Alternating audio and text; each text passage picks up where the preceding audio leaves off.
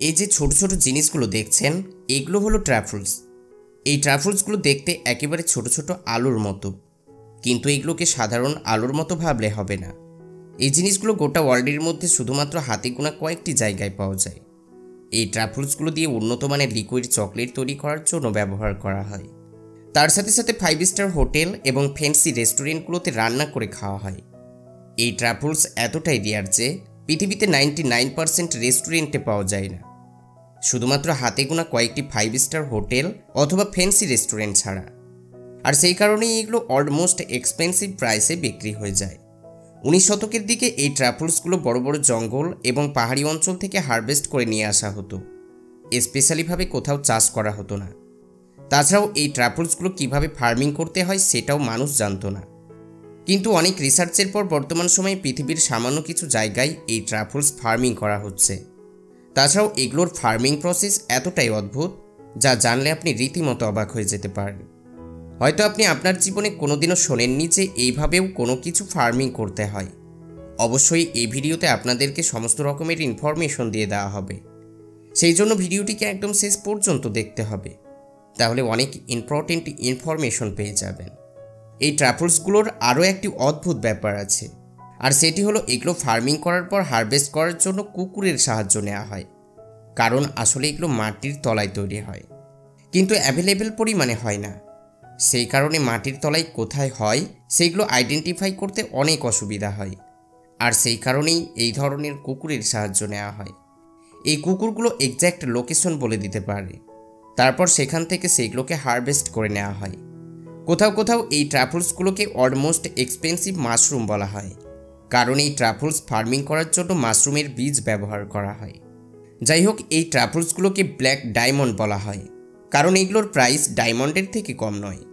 আপনি European white ট্রাফলসের প্রাইসের ব্যাপারে জানলে অবাক হয়ে যাবেন। European white truffles $10,000 per kilo হিসেবে বিক্রি করা হয়, আর এটা ভারতের টাকায় হিসেব করতে গেলে মোটামুটি 8 থেকে 9 লাখ টাকা পার কিলো হবে। এবার হয়তো বুঝতে পেরেছেন এই সমস্ত জিনিসগুলো কোথায় বিক্রি হতে পারে, আর এগুলোর এতটা মূল্য বৃদ্ধির কারণ এগুলো খুব কম পরিমাণে পাওয়া যায়। এই ট্রাফলসগুলো দুটি ভ্যারাইটিতে পাওয়া যায়, একটি হলো ইউরোপিয়ান হোয়াইট ট্রাফলস আর একটি হলো black truffles. Black ট্রাফলসগুলোকে popular variety হিসেবে ধরা হয়। এই ট্রাফলসগুলোকে যে কোনো মার্কেটে মিনিমাম $3,000 পার কিলো হিসেবে বিক্রি করা হয়, আর এটিই হলো সর্বনিম্ন প্রাইস, এর থেকে আর কমে পাওয়া যায় না। তাছাড়াও বর্তমান মার্কেটে এই ট্রাফলসগুলো দিয়ে মোস্ট এক্সপেন্সিভ অয়েল তৈরি করে বিক্রি করা হচ্ছে, কিন্তু সবথেকে বেশি খাওয়ার জন্য রেস্টুরেন্টে ব্যবহার করা হয়। তো চলুন দেখে আসি আসলে এই এক্সপেন্সিভ ট্রাফলস কিভাবে ফার্মিং করা হচ্ছে এবং এগুলো কিভাবে হারভেস্ট করে প্রসেস করা হচ্ছে। আজকের ভিডিওতে এই ট্রাফলসের ব্যাপারে A to Z ইনফরমেশন দেওয়া হবে, আর সেই কারণে ভিডিওটিকে একদম শেষ পর্যন্ত দেখবেন, কারণ আজকের ভিডিওতে আপনারা একেবারে ইউনিক ইনফরমেশনের ব্যাপারে জানবেন। তো চলুন বেশি দেরি না করে শুরু করা যায়। ট্রাফলস ফার্মিং করার জন্য সর্বপ্রথম যে জিনিসটির প্রয়োজন হয় সেটি হলো ওক গাছ। এই গাছটি হলো এক ধরনের বাদামের গাছ। এই ওক গাছের মূল, এক্সপেন্সিভ মাশরুমের বীজ এবং ছত্রাক, এই তিনটি জিনিস একত্রিত করতে পারলেই ট্রাফলস তৈরি হবে। আর সেই কারণেই বিঘার পর বিঘা জমিতে একের পর এক অসংখ্য পরিমাণে ওক গাছ লাগানো হয়, যেন গোটা জমিতে প্রচুর পরিমাণে ওক গাছের মূল ছড়িয়ে যেতে পারে। ট্রাফলস ফার্মিং করার জন্য একটি লম্বা সময় অতিক্রম করতে হয়। এই যে ওক গাছগুলো দেখছেন, এই গাছগুলোর মোটামুটি যখন 7 বছর বয়স হয়ে যায়, তো তখন গোটা জমিতে এই গাছের মূল ছড়িয়ে যায়। তারপর জমিতে মোটামুটি 1 থেকে 2 মিটার গ্যাপ রেখে ছোট ছোট গর্ত করে ছত্রাক এবং এক্সপেন্সিভ মাশরুমের বীজ লাগিয়ে দেওয়া হয়, এবং এই সময় ইরিগেশন করতে হয় যেন জমি সবসময় নরম থাকে। ট্রাফলস ফার্মিং করার জন্য জমি সবসময় ইমপ্রুভ করে রাখতে হয় এবং 3 বছর পর্যন্ত ভালোভাবে জমি চষে নিতে হয়, যেন ওক গাছের মূল সম্পূর্ণ জমিতে ছড়িয়ে যেতে পারে। যেই সমস্ত এলাকায় ওক গাছ চাষ করা হয়, সর্বপ্রথম সেখানকার মাটি এবং এনভায়রনমেন্ট ভালোভাবে চেক করে নেওয়া হয়, আর যদি সমস্ত কিছু ঠিক থাকে তাহলে সেই সমস্ত জায়গায় ওক বাগান তৈরি করা হয়। কিছু কিছু জায়গা আছে যেখানে ফ্যাক্টরি তৈরি করে সুইটেবল মাটি তৈরি করা হয়। তারপর একবার বাগান কমপ্লিট হয়ে গেলে সেই সমস্ত বাগানে উন্নত মানের মাশরুমের বীজ এবং ছত্রাক লাগিয়ে দেওয়া হয়। তারপর মোটামুটি অনেক সময় পর্যন্ত ওয়েট করতে হয়। যতক্ষণ পর্যন্ত হারভেস্টিংয়ের সময় না হবে ততক্ষণ পর্যন্ত ওয়েট করতে হবে। কিন্তু সবথেকে বেশি প্রবলেম হলো হারভেস্টিংয়ের সময়, কারণ ট্রাফলসের কোনো রকম গাছ তৈরি হয় না, মাটির তলায় ফল তৈরি হয়।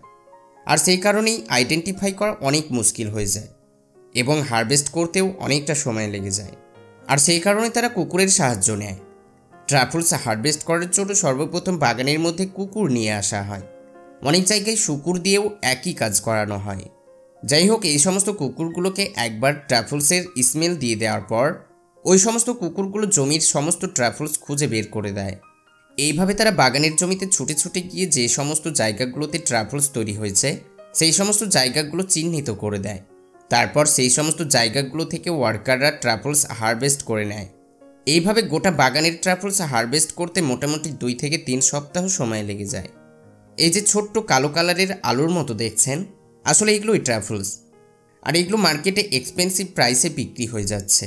যেই সমস্ত জায়গাগুলোতে ফার্ম তৈরি করে ট্রাফলস ফার্মিং করে সেখান থেকে ট্রাফলস হারভেস্ট করে নেওয়ার পর নিয়ে চলে যাওয়া হয় ফ্যাক্টরিতে, যেখানে বিভিন্ন রকম প্রসেস করে মার্কেটে সাপ্লাই করা হবে।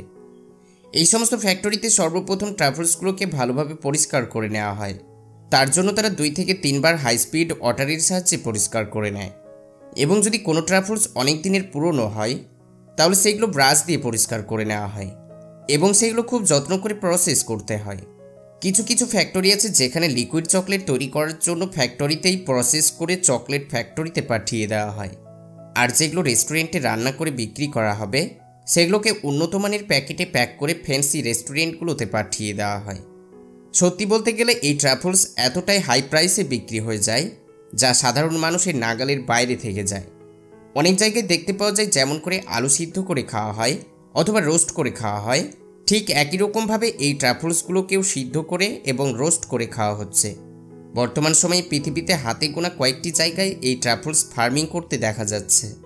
তাছাড়াও এগুলো ফার্মিং করা এতটা কঠিন যে কোনো সাধারণ ফার্মারের দ্বারাই সম্ভব নয়। আপনারা হয়তো ফার্মিং প্রসেস দেখে সেটা বুঝতে পেরেছেন।